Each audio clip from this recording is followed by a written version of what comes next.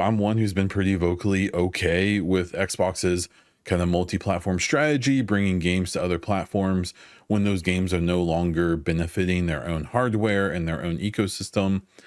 The way like Starfield still isn't on PlayStation, for one reason or the other. Who knows why? Exactly. Hellblade 2 didn't come to PlayStation for a while.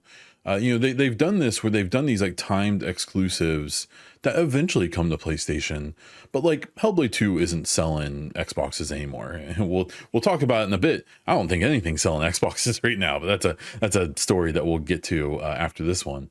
The only argument I can make for having timed exclusivity on these like big titles like Halo and keeping it from PlayStation, I can't even really defend it, especially with the knowledge that it seems pretty obvious that Xbox at this point is happy if you want to buy their hardware, but is totally cool with you not doing it, that they are not making that a priority anymore. So knowing that, I can't really put together any arguments truly for doing timed exclusivity. If anything, it's probably worse for the games. And what we've seen with like a lot of the PlayStation PC ports, they hold these PC ports off for 2-3 years sometimes, and then it releases on PC. They don't sell very well.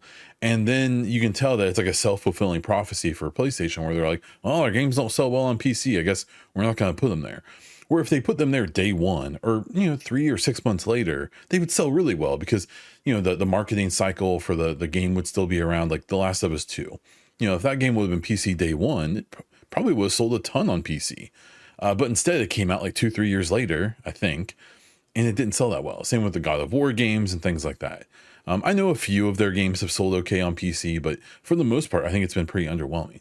So you have that argument with these Xbox games of like, sure, just to please the fanboys, we'll keep Halo off of PlayStation for 6 months.